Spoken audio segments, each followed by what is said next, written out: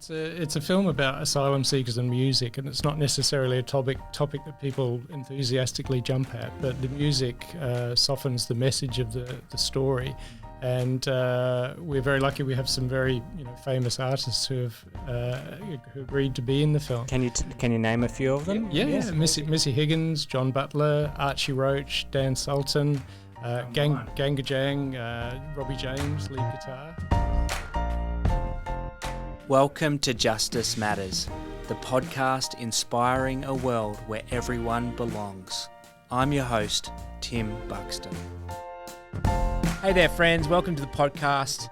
Today on Justice Matters, we have an interview with John and Lizzi Swatland, who for the past 7 years have dedicated their lives on the side. They've both got a career. One's a chiropractor, the other's a teacher, and they've both been using their spare time into a passion project called The Scattered People film. It is a documentary like no other. It engages the heart and soul on an issue that's very dear to me. They use music, they use story to address the issue of asylum seekers and refugees, in particular here in Australia. Now, this documentary is available to be seen through private screenings, and I'll have the information in the show notes of how you can be a part of that. I know You Belong is hoping to host some private screenings here in the southeast Queensland region.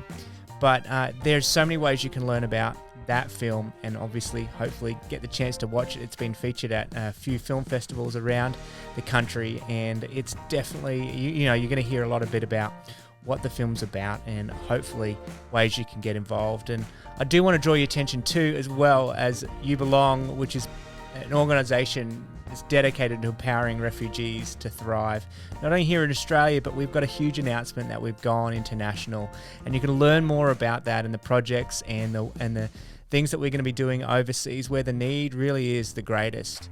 You can go to youbelong.international. That's the website, and you can also follow our socials there as well. But before I go to the interview, I also want to say another huge thank you again to all the patrons, to all those that have supported this podcast. We're getting to the end of the season.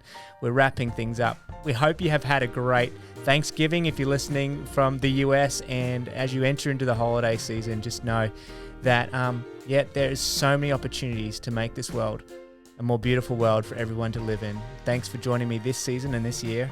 And as we round things out, all the best. Now enjoy this interview with John and Lizzi.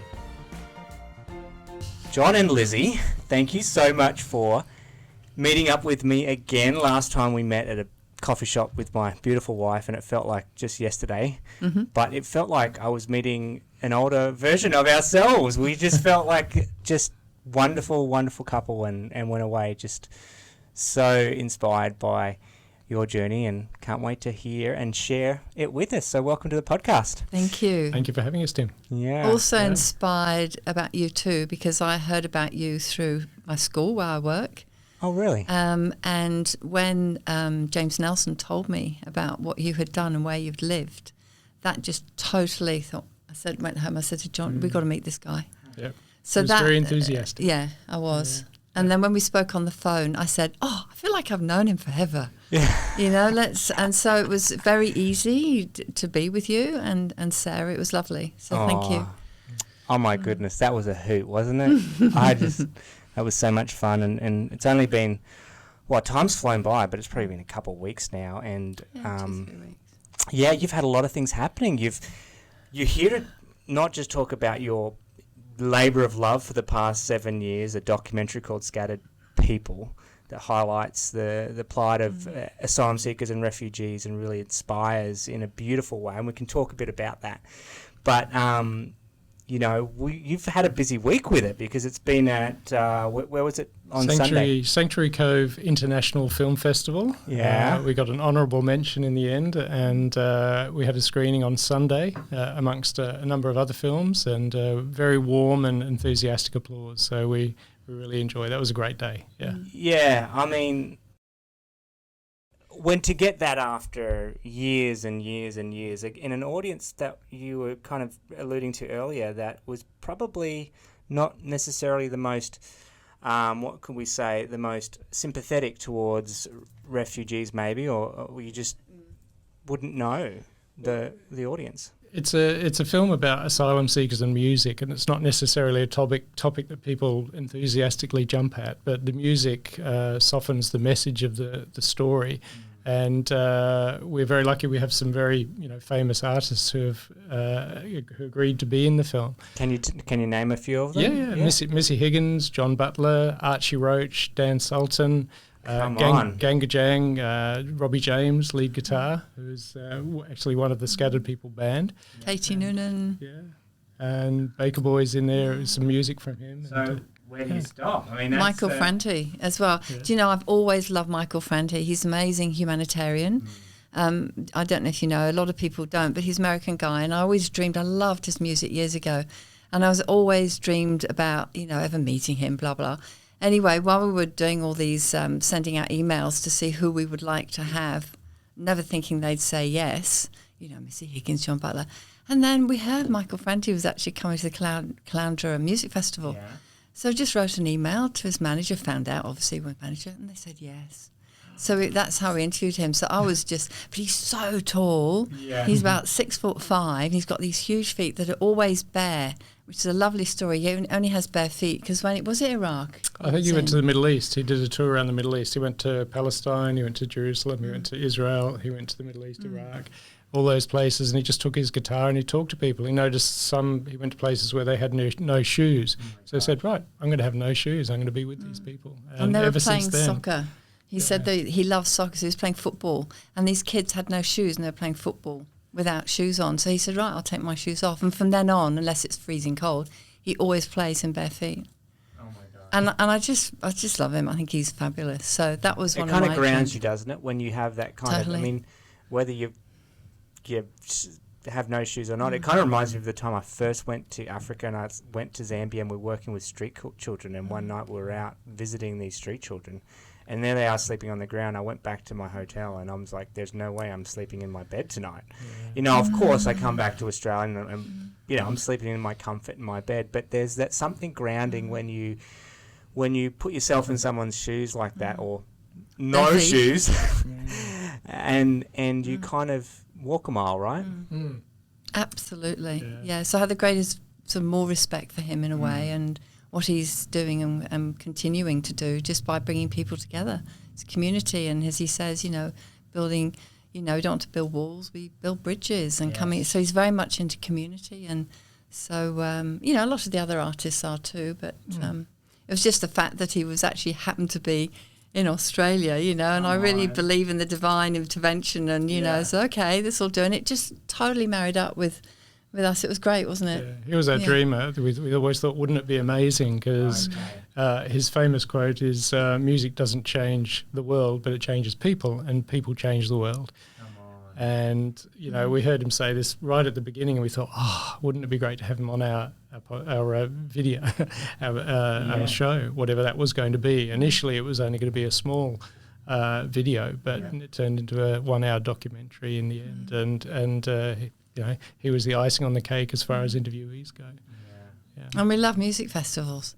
We love going to them. We love music. Even before we met, I adored music. I was a disco girl in London in the 80s. Come on. Oh, yeah, dance all night and then go to work the next morning. I don't know how I did it, but anyway, I loved it. And then when I met John, you love music, not so much the dancing. Yeah.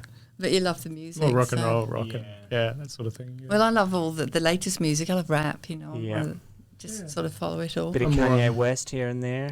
Not so sure about him, right? Particularly if he becomes president. He's definitely a polarizing figure. But it's music, whatever you're into, jazz, classical, rock, punk. It is a universal language, right? Totally. And it's something that you don't need to speak someone's language, but if you can pick up a guitar or play an instrument, suddenly a room is filled with connection, and there's something unspoken about it and beautiful. Yeah. So. And it's like you don't even have to know the words. You can just sway or hum along, or it's and it's everywhere. It's in every single walk of life. It's from having no money to poverty, as you would have seen when your travels in Africa, to these amazing cathedrals where they have these wonderful choirs. So music is a wonderful theme. And even when we were doing the film, we sort of got quite political because we just felt so like there was no justice. It was just horrible. And so when we interviewed Tom Keneally, who again was an absolute dream to think he'd say yes, and but he was actually quite. He was very political, and he was so passionate about his feelings and what he wanted to say that it all came out jumbled up. And I shouldn't really say that, but it would have been, in the end, we didn't include him in the final sort of edit. And I'm a chiropractor. Lizzie is a teacher's aide, and it's not our first profession making a documentary. So we hired we had on the team Lindy Harrison, who's a fabulous editor of 35 years experience. And we spoke to her with our ideas of what we wanted to do, and she was on board, pretty close to the beginning there. Another humanitarian. And she came and made the story for us. And she actually decided, thankfully, who was going to be in the film and who wasn't going to be in the film. Well, editing is the hardest part, isn't it? I mean, to think that you've spent 7 years to put something into 1 hour. And it's what you cut out is also important. You have to fine-tune it right down to the story that matters. And in the end, Tom had a lot of really good ideas and a lot of wisdom. And we'll probably do outtakes, extra pieces, when I get around to doing that, because editing takes a lot of time to do it well. When I used to edit the early stages, I used to do scenes, and I'd show them to Lizzie, and if she'd cry, then I know it was going to be a good scene. Very emotional. Because we wanted to pick the parts that really moved people, made them connect with the people that we were talking about. Yeah, it's a long way from that. Well, they call it. There's 18 inches from your head to your heart, and to get from that place to your heart, sometimes you need something as powerful as music. You've made me want to interview a musician for my next podcast. So if you could just, put a little note to Missy Higgins or one of the other crew, John Butler, let me know. I'd love to get them on and talk about why they're so passionate about. I'm sure it's not just asylum seekers and refugees. It's injustice in general when we see the poor and the oppressed under the weight of a few powerful people, it's certainly not right. So that's for me is, we both work in the health. John's in the health, but I sort of kind of am too, because I'm being a teacher aide. I help kids with learning difficulties, and so it's not so much teaching them the academic. You've got to get this assignment finished. You've got to finish this exam and swat like crazy. It's more, who are you in the world? What are your pathways that you would, what would make you get up in the morning and go, God, I'm going to work today? I said, because I would do this job for nothing. And they look at me going, you're crazy, miss. I'm going, no, I love what I do. It makes my heart sing. So if you can one day find a job with that, I said, then you're living life fully. What's that saying? Find a job you love and you won't work a day in your life. Absolutely. Exactly. And I think, I think about your two professions. One, chiropractor. I've got a neighbour that's a chiropractor, and I think I mentioned that to you. And every chiropractor I've met, they do what they do because they want to help people. There's something that happens when you're able to see someone who's come in. Usually you don't see a chiropractor when you're all feeling really great and good about yourself. Maybe you should. You'd probably be the first person to advocate for prevention is better than cure. Definitely, yeah.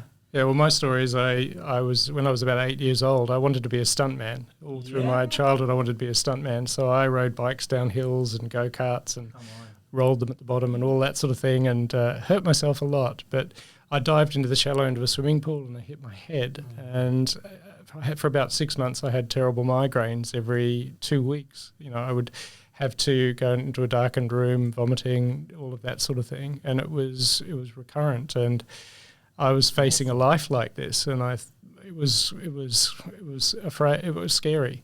And the doctor couldn't help me. And in the end, my aunt worked for a chiropractor. You're only 8 years old. I was 8 years old. Oh my goodness. And my aunt, my mother's sister, worked for a chiropractor, and she'd had knee pain, and he treated her back, and her knee pain went away. So she thought that was pretty good. She went to work for him. She was a nurse.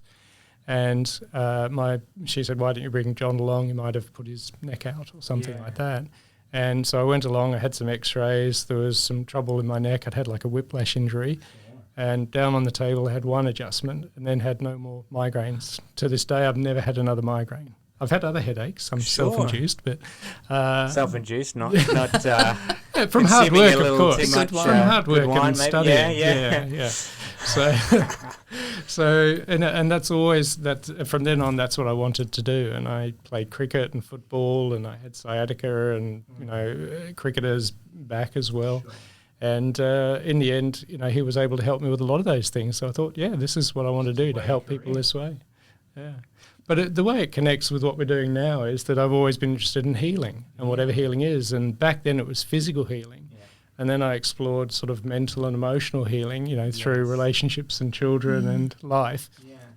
And, what I realized, if I have an issue, I have a symptom, if I have a problem, there's usually a solution somewhere, and just to keep going until I find that. And there's a lot of things you try and they don't work. And then, you realise these things work, and in the end you have a skill set or toolbox of things you can do to help yourself mentally, physically, spiritually, and now this is social healing. Yeah, so, I love the way you put that. Yeah. So what we wanted in our film was to watch the film, to hear the music and to see the journey that these people went on, how the Scattered People Band helped the people seeking asylum and change their lives and find their way into Australia in a beautiful way. And there's healing in that, and it's so beautiful. And all of the Scattered People Band was so generous and giving, and that's a healing quality. The compassion they had, the unconditional acceptance that they had for these people who were lost and didn't know what to do in a new country, and you know that yourself. And they just need someone to extend a hand and a heart, and show them, what this world is like here. Yeah. For no fault of their own, they've had to flee, and I think so often we don't understand, or could never even understand, what it would take someone to leave their home, to think that the water and ocean is safer than land, to think that walking on a journey along train tracks for days, months, weeks is the answer to the situation you're in. And I think that the documentary obviously is all about making that social connection, putting people into that place of connecting with the story, connecting with the people and the humanity side of it, right? Not just the statistics, not just the numbers, not just the politics, not just the media frenzy around it all, which always seems to have an agenda one way or another. But when you don't have an agenda and it's just about the person and their story, it moves And your a lot heart. of people actually are not aware either of what would happen if, Massey had to leave in 3 days, leave everything behind, everything he knew, couldn't speak English, and then, how to leave. Saha was the same, and she was told by this person to get to Australia how much it would cost, which is a lot of money, but also 90% you'll die. Mass was told 50-50. I have no concept of what it would be like to get in a boat with 200 other people, not knowing if I was going to survive it or not. And there are amazing stories, very sad stories, that Brian Bacopis, who is the father, we call him, of Scattered People, he has some very tragic stories that he met of people and what happened, to them. And that's the other reason we wanted to do Mass and Saha's story, so other people who don't know, if you like, this is what happens. Have you any idea what that could be like? Yeah. And then you arrive in a country that doesn't really want you. Basically that's what's happened here. Can't speak English, and Mass just washed dishes every night for $5 a night till he could speak English. We wouldn't have a clue what that would be like, and they had nowhere to live, that we didn't even help them. The government didn't really help them. It was after 2 weeks, right, out you go. Yeah. And that, to me, that's not humanity. That's not... Well, no one in their right mind would think that that's acceptable and... Yeah. Okay. So it's educating. It is. It is. Yeah, it's educating as well. Yeah. Again, that education from the mind to the heart and back to the mind, and it's It's a beautiful, beautiful thing. I mean, one of the things I love is that, you talked, I'm just a chiropractor, you said, and you, I'm just a teacher, right? And, but again, both professions that are so geared towards, I mean, here you are coming alongside children, wanting to support them in their journey, such a helping, an others benefit focused. What is it that made you, both of you, obviously who got this, caring heart within you, but what is it that made you decide, hey, we're gonna make a documentary, or we're gonna highlight this issue? Where did it all start for both of you? Well, you better start because it really started with you. Yes, Robbie James is the lead guitar of Ganga Jang. Famous Australian band, and out on the patio we sit. It's an anthem, Australian anthem, for those who don't know it. He was a patient of mine, and he came in and he had guitar player's neck, he likes to call it, and he had some spinal problems, so I was able to help him with that. And he was down on the table one day, and I asked him, what are you doing musically at the moment? And he said, I'm making an album with people seeking asylum. And that really grabbed my interest, because back then nobody was talking from the asylum seekers' side, so we were just getting the government rhetoric about how we needed to protect our shores and all that sort of thing. And I wondered why that was going on. So he was making an album, and I said, well, can we help you promote it? Because we were doing some interviewing, and Lizzi was a fabulous interviewer with her empathy and compassion, and would draw people out with what their story was. And I loved the technical side of the cameras and the microphones, and we both love art and music, and so this was something we wanted to grow into. So we were sort of ready, and then the opportunity was there. But I thought there's something in it. I felt there's something in this.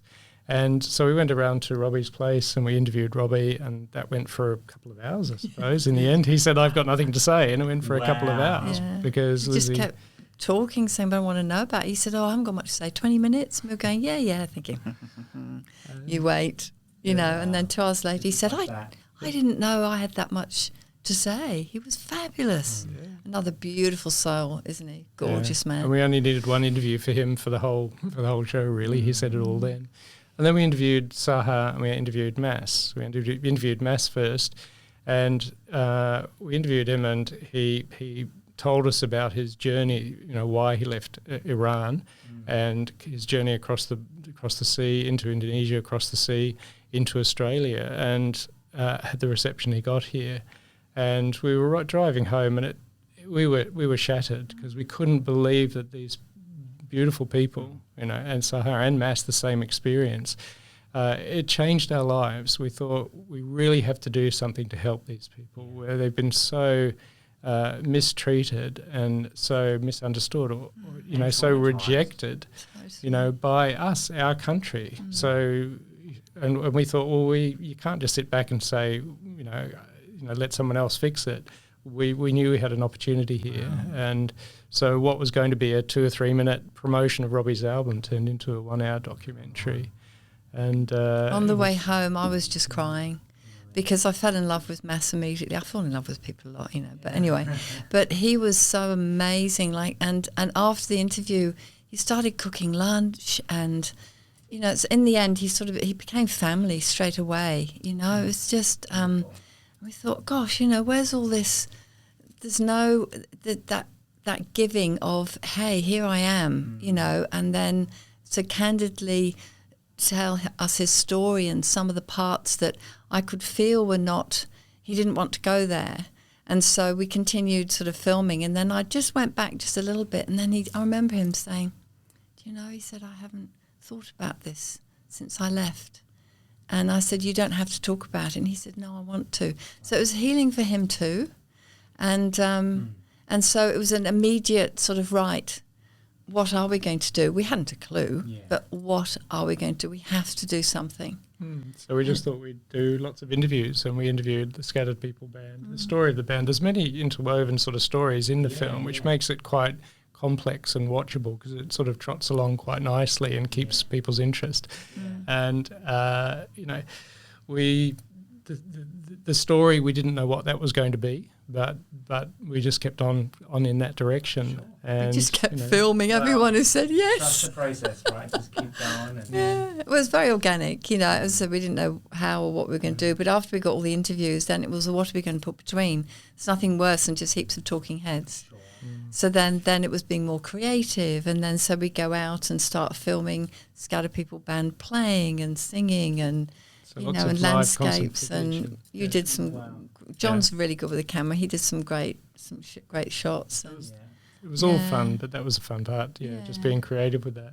And there were lots of stories that we didn't have. We couldn't get footage for, so we looked around for an animator. Missy Higgins does a fabulous song, "Oh Canada," and it's all animation. And there was this fabulous animation. It was really moving. It's "Oh Canada," everybody watch it.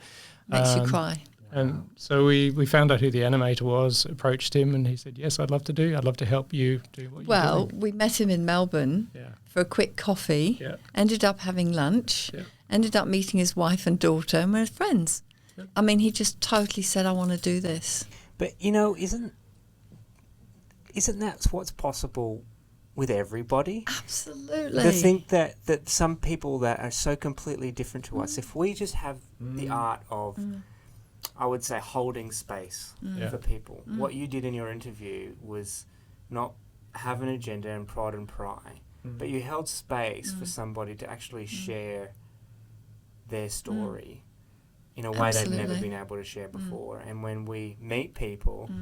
So that's one of the things I love about the Middle East, right? Yeah. Like, even if you go to a business meeting, you talk, there's chai, there's tea, there's food, you talk family, you find out everything about the other person. Literally, the business part is like the 3 minutes at the end that you've come for is what you kind of address. But that hour and a half meeting is like, hey, this is what it's about. Love that. And that can always be used and abused in different ways and manipulated. But the beautiful thing I think about even just thinking about that, when I enter into space with somebody, so often the clogs turn. What do I get from this? What do they give to me? How do I this? But if you just hold space and be curious, that's the curiosity. That's what I was going to say. No judgment and just then who knows who could be your friend for life, right? Yeah.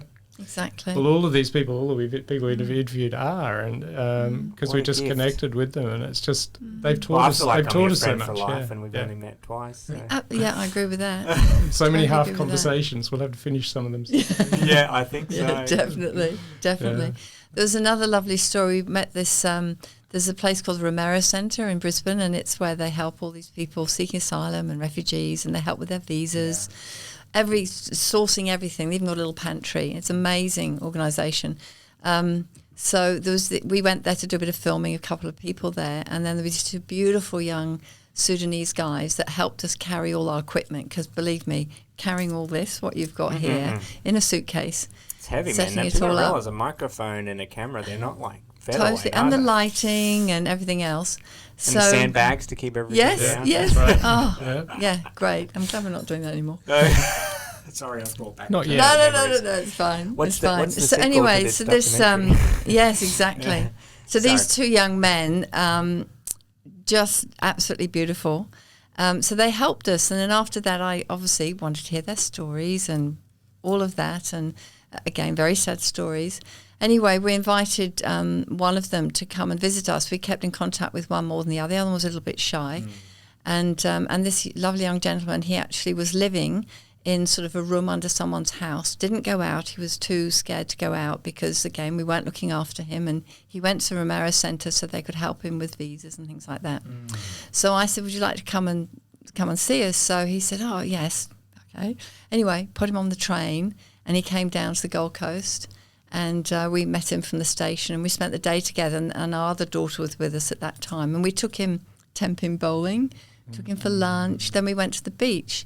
And Kate, our daughter, and John were playing in the waves, and I was just walking with Noah, and he was very quiet. And I said, are you okay, darling? He said, I smell the ocean, and I'm here. And he said, this is the first time I have been near the ocean since I got on the boat. And I said, are you okay? He said, yes, this is good for me. I needed to do this. Do you know, from that time that he spent with us changed his life. So we have no idea the little things that someone can do. Yeah, that's right. He is now doing uni, he got a job, he moved, he's doing so well. And this confident man who English was fairly sort of, it was great, but now, and he's studying, he was a qualified engineer in Sudan, and now he's had to redo it here in Australia. But he already had 3 degrees, I think, already. So Yeah, and spoke 4 languages. so much potential and so much for Australia. And all of these people, they're artists and they're Architects. they're great artists and musicians, but they should be allowed in. And Tom Keneally said it beautifully. He said, these are the people we need. They've got the guts to get up and get across on a boat, find their way in the world, and they come to Australia and they just want to keep going. Yeah. They want to build that new life, and they've built Australia. You know, you've hit the nail on the head. These are the people actually we need in times of uncertainty and crisis,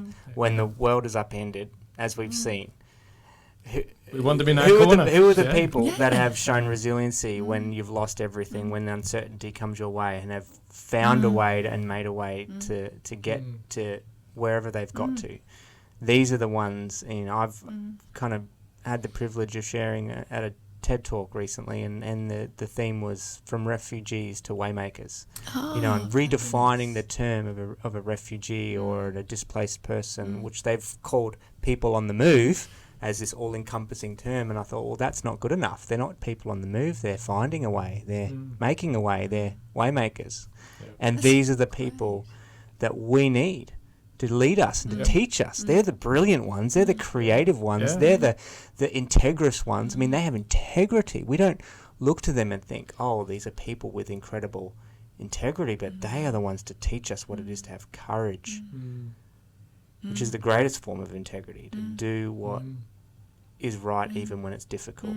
Absolutely. So you could get me going on all day, but Yes, but no, I totally agree with you. Well, we've Totally agree with learned you. so much. We've gained much more than in our relationships with the people that we've met. All of the people, because they're all really passionate about what they do, whether they're musicians or whether they're people seeking asylum, they're artists, and they have such strength and resilience. But also they're really interesting, and it's you know they have history. We've learned history of countries, and we've looked into things more deeply and.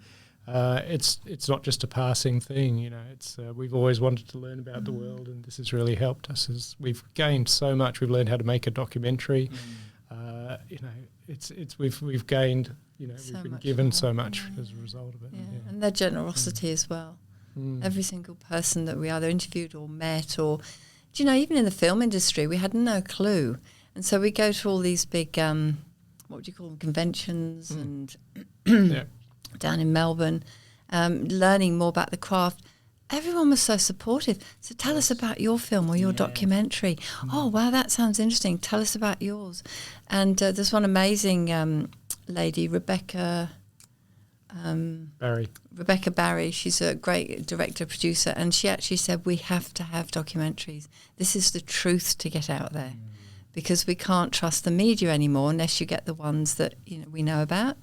So documentary is important. We all need to continue making. We It needs a bit of time to tell that story, not just a short 5 minute. That can do a lot, but to actually absorb into it, and let that go deep and see the full picture that's going on. So that's what we tried to do. We tried to pack the mental, the physical, the emotional, the spiritual nature of the journey that these people were going on, and the Australians that went on that journey as well with them. The Scattered People Band were a band who of kindred spirit musicians is what they like to call themselves. Brian Pacopis began it back in 1999 or 1998. And they found that what they were doing wasn't working, general advocacy, writing letters and that sort of thing. And they heard some music down the hall, and they opened the door, followed that music, and there was a couple of Chileans who were playing some music with their guitars, and all the other asylum seekers from different countries, different nationalities were swaying to the music, and they were connecting through music, and that's where it started. And in a way, that's how Scattered People Band started, and they took their music into detention centres and played live with the people when they came out. And, just so easily at that time, sitting around the table, they could have gone up and closed the door and closed that music out and kept on doing what they were doing, but they did something different. They saw that this was something that it led to a realisation of something that could work. And not what we want, but what they want. So it's not what they were doing all their little, this is what we need to do, counsel and everything like that. And yet what Brian did was, oh, hang on, maybe, what do they want? And it was music. And their stories then were written and created these beautiful songs that are now on the Scattered People albums. They're their stories. Yeah, that they put to music. Yeah. So it is a lovely story. Sorry. That was a good little pause there. It starts again. It's probably longer than 25 minutes. It was a little bit, but it's okay. At least we can start again because I've got a thought to go on to. Okay. And I think it's not just music, it's sport. It's the arts. It's all those things that connect us together. I think of Craig Foster, right, and his passion. Exactly. And these and you know, you see these young Yazidi boys up in Toowoomba that have joined the soccer club, and before you know it, their soccer team's winning Division 1, and because they're so talented and passionate, and again, it's not about how good they are, but it's the community. They find community. They find connection. When we don't just say, oh, they just need a job, like we talked about earlier. People don't need a job. They need to find their bliss. They need to find what they have to give to this world. And it needs to be mined and discovered, and it needs to be nurtured. And then we will flourish. And if we just look at, oh, an immigrant is someone that can fulfill some jobs that we need, we have missed the point completely. That is, they're not a means to an end. They are a gift to be received and to be cherished and to be nurtured. Totally. And they're all such hard workers as well. Sure. You know, I mean, I'm British born but been here forever. And, you know, a lot of Australians, they sort of only want to do what they want to do. And no disrespect, that's absolutely fine. But we've discovered through that they will have a go at anything. Because they just want, they want a home, they want a family, they want connection, they want friends. So it doesn't matter what they do. And obviously it'd be great if they could do what they really love. I mean, when we were on our way to Archie Roach, we were in a cab down in Sydney, and the cab driver that was, or the taxi driver I should say, not in America. Melbourne, was it? Oh, the Uber driver, sorry. Yeah, whatever. No, well, he was a taxi driver, but he was an Yeah. architect from, I can't remember, Egypt. Yeah. And he was driving a taxi because we wouldn't recognise his qualifications. Imagine what buildings he could design. So it's all of that. And so that everywhere we went, there was the injustice of, no, hang on a minute. This is not right. Another one was a pilot and that sort of thing.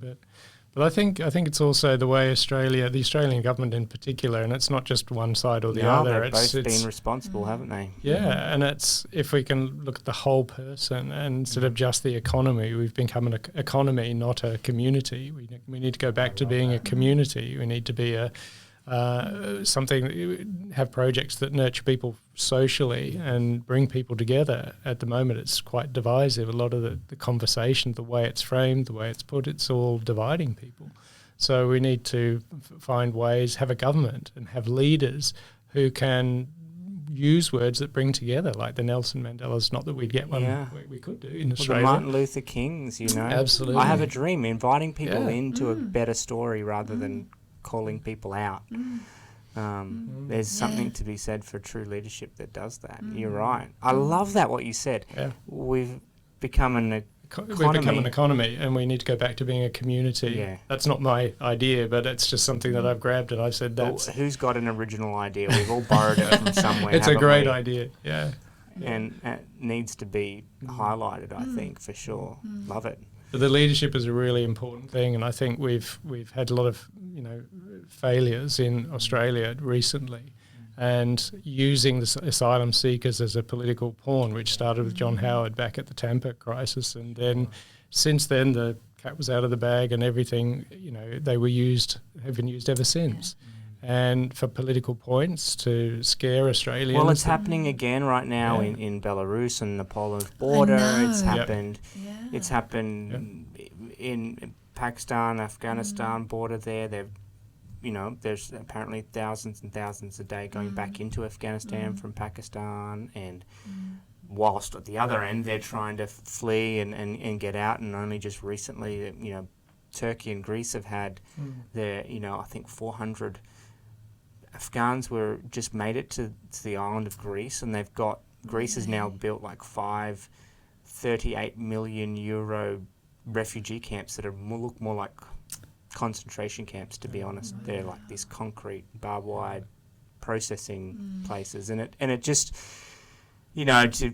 people just don't know this is going on right now. They don't realise that these people are becoming dehumanized, and they're not just these people. They are, as we've said, and as you discover when you get to know them, the most beautiful. They're the victims of the things that we seem to be so afraid of. But in the film, in our film, Brian said that they asked what they thought of at 3:00 in the morning, and it was about, the memories that they had, but most of them all talk about love. They're not bitter or twisted, or, they just want love like all of us, and that's what we wanted to put through the documentary, to bring people together, not apart. And they just want to be safe as well. Yeah. Safe and start a new life. And do they want that? And if you ask them, would you love to go back to your home if it was safe? What do you think they would say? They always say yes. Always say yes. I miss their if culture. I could, I would go back. If I could, I would. Yeah. I miss if it was culture, safe. the culture, the language. It doesn't, and I think it's not also they're not grateful for here, but we think that they just don't want to be where they are. Like there's this, there's this thought that's like, no, they like, trust me. I've lived in the Middle East, and I miss it, and I was not one of it, but the community and the love and the hospitality you talked about, is it Saha when we were in Melbourne, you walk into any Iraqi or Syrian refugee home, or anyone really, Food comes out. The food, the spread, the table, the sweets, and the sweets, exactly. You'll go out fuller than you've ever been before.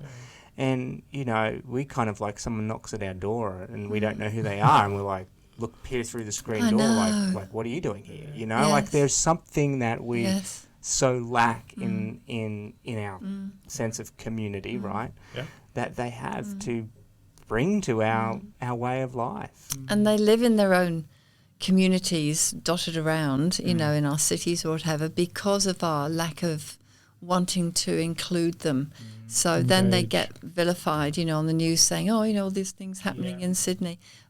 It's not actually the truth.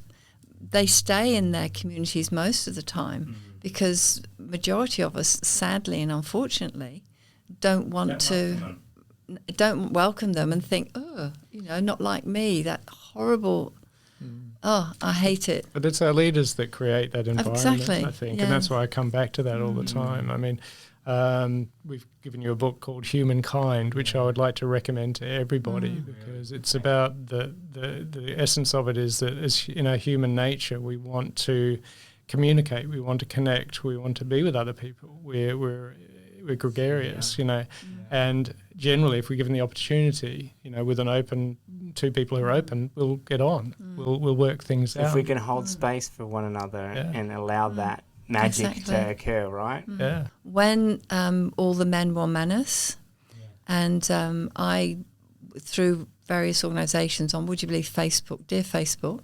You don't want this in the edit, do you? Or you do? No, I'm really happy to talk about it.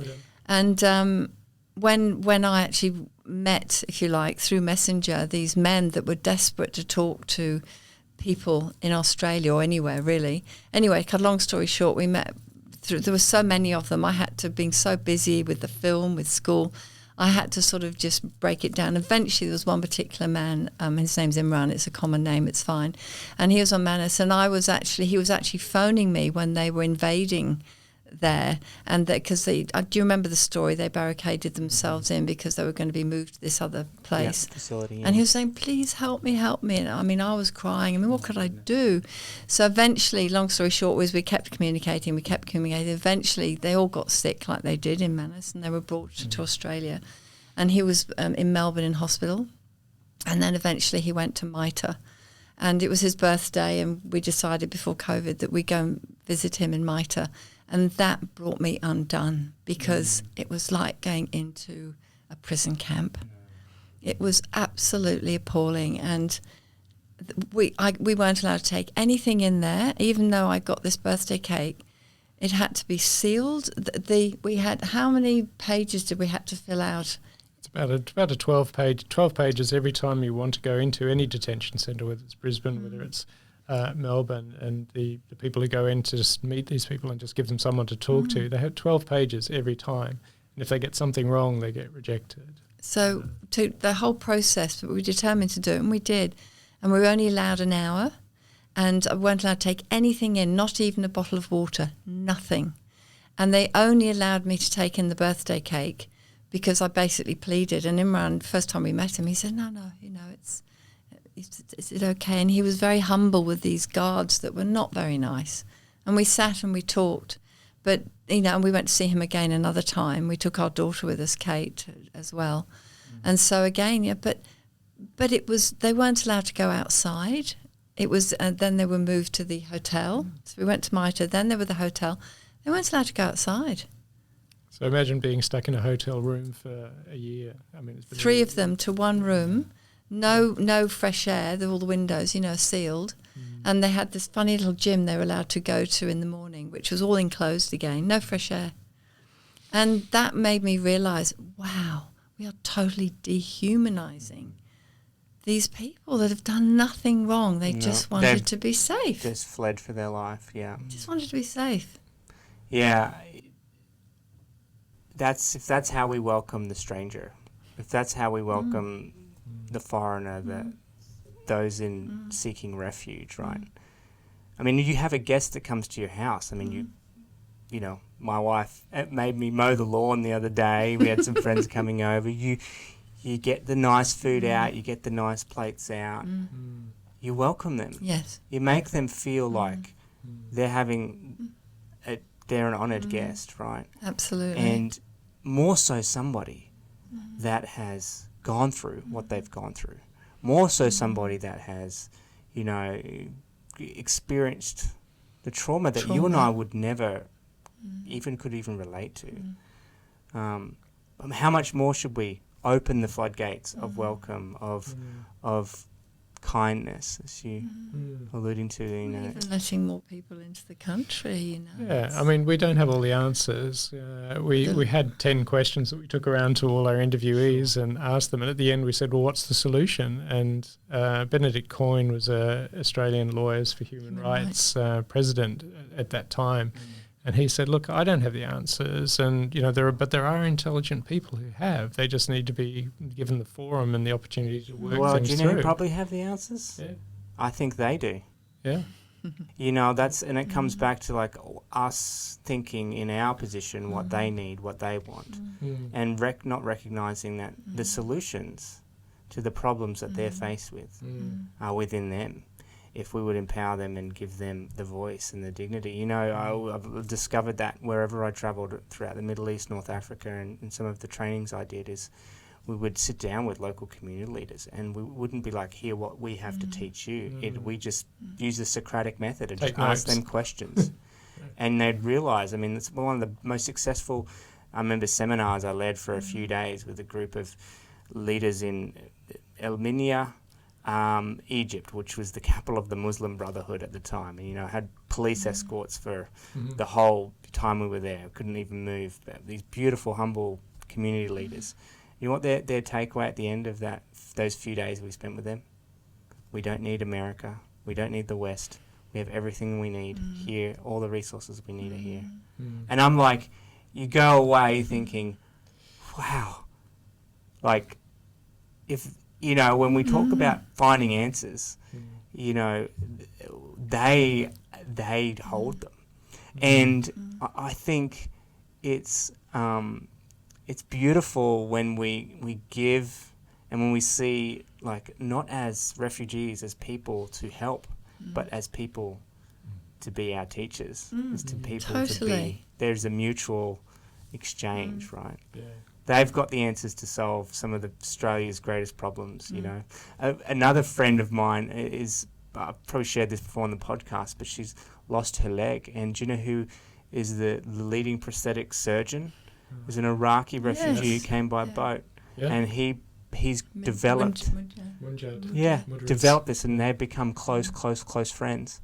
And oh my goodness, like if we can just set them free. I mean, the thing is for me here, yes, I absolutely agree with everything you said. Listen to their stories, which I absolutely adore and welcoming, but it's not wanting to get too political now, but it's to do with our government. And so they don't have visas.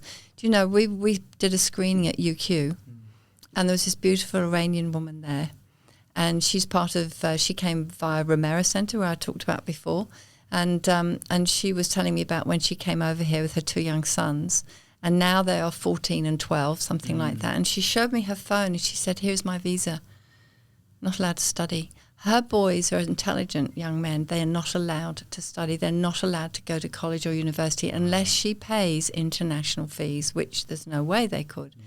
That is wrong. So for me, it comes back to with all that we have, for goodness sake. I mean, if they're... she's been here 5-6 years, and her boys can't go to uni. And it's probably a temporary visa that you don't even know. I mean, I know what it felt like to have to renew my visa every 6 months, and you go through the anxiety of like, are they going to let me stay? What's going to happen? I mean, did it twice, you know? Yeah, they're mostly bridging visas. Yeah. They have to tell the whole story, and it re-traumatizes every time and over again. And many of them have gone back. You know, they've had to go back, and sometimes to terrible consequences. So, you know, we can do things a lot more with a lot more. We can do a lot more here. We can do a lot more overseas too. And to me, that's something where I'm very passionate about as well. It's like, why there's people that I don't want them to take the 50-50 chance to risk their life and be a victim at the hands of some people smuggler. I don't think anybody wants to see people go through those kinds of situations. And so we have a responsibility not only to welcome and see the gift that these waymakers are here in Australia and open our doors so much more, but I think we've got an obligation to do so much more overseas. And 85% of refugees and displaced people live in poor countries that can't even really sustain and provide proper food and health care and well-being to their own citizens, let alone those that are living there. And wars as well. In the wars and the vulnerabilities they face, the job is complex. There is no, like you said, there's no simple one answer. Yeah, definitely. But it's also a number of other things as well, and it's the way we approach these problems. It's the Indigenous question. It's it's people in prisons locking people up. In the book I told you about, Humankind. In Norway, they have prisons which are rehabilitation places. No one spends longer than a year in those prisons. And they're put into these places, and they're more like summer camps. They have trees all around. They have their cabins. They have knives and forks and crockery, and they make their own food. And they're rehabilitated to go back into the world. And all the guards or wardens, they play games with them. They so play it's cards. A justice system, really. Yeah. It's a system that... It's designed to rehabilitate and to heal, and rather have than these just be people punitive. Heal into life. Which comes back full circle. What you're so passionate about. It's about healing and redemption. It's about restoration, and we all have that story, don't we? Yeah, and it's not giving up. It's no matter. We always say, you know, when people at the end of the screening say, "What can we do?" It's like every single person. If you're passionate about this, you can do something. Just ask someone over for dinner. Just have a coffee with somebody, or, you know, or if you really don't like the way we're treating this government, send an email to your MP. Whatever it is, you know, we can all do something. Everything. We're the ones that can change the world, not the government leaders who are useless, but we are the ones that are the leaders that can passionately. I mean, I had no clue what we were going to do, but I am passionate about it because it's not right, it's unfair, it's unjust. So I have to do something about that, and it's only a minuscule, but I couldn't live with myself if I didn't. I couldn't, because otherwise I'd be a hypocrite. Do you know what I mean? So, and then inspiring others like you are doing, you know, with your podcast, with your travel. I mean, I want to hear so much more about you. That's inspiration itself. You are making a difference. And it might only be one person, 10 people, 100 people, who knows? But you are making a difference. And everybody else can do that if they want to. Yeah. It's just choice. And gosh, it makes us feel good. I'm not doing it. Yeah. But you know what? It's generous. I've heard a quote and it said, happiness is not getting what you want. No. True happiness is found in bringing joy to others. It's giving. And it's a giving. It's a beautiful thing. Look, you guys have, obviously in your professions, lived your life to serve others, and in this beautiful passion project of yours, this film, Scattered People. Can you just share maybe how people can find out about it? What's the best way for them if they want to host even a screening to spread the word? There's so many ways that people, like you said, you could, got a few friends, have them over for a nice event and get you guys around for a Q&A and let's spread the word. So would you like to share how people can get involved? Go to the website, scatteredpeoplefilm.org, and you can sign up for our newsletter. We send out newsletters every now and then as to what's going on. There's also a calendar. Screenings are a bit quiet at the moment because we've released it through the asylum seeker and refugee organisations, and it's been quite hard through COVID. So we extended that time where organisations can show the film to raise money, to raise awareness for their cause. They can do that until about June next year, June 2022. So okay, that's exciting. Well, that's exciting news for You Belong. Obviously, the organisation. We'd love you to do a screening. I've already had some great chats, so keep your ears peeled for when some future screenings might be happening. And guys, I know when we first met, this is certainly not going to be the last time we met, and here we are again. And kindred spirits. I look forward. To seeing how this message, film, this story impacts people's lives. Thank you for giving yourself to it. Thank you for having us. It's been really fun. Oh my gosh, the joy and the pleasure has been all mine. Thanks, Thank Tim. you. Thanks, Tim. Thanks for listening to this episode of Justice Matters. I'd also like to shout out to the Patreon community that financially supports this podcast. Guys, thank you so much for your support. And you can join them simply by going to patreon.com/Justice Matters, where a simple donation of $5 a month, you can become part of the Patreon community and get access to behind the scenes content and extras that I share just with you. And lastly, there is another really important way that you can help support the podcast, and that's simply by rating it or leaving a review on Apple Podcasts or Spotify, maybe by subscribing on YouTube. Yes, we are a video podcast as well. Guys, thank you so much for listening in to this episode of Justice Matters. Please come again soon. I can't wait to share more episodes with you. Thank you so much. I'm your host, Tim Buxton. Thanks for listening.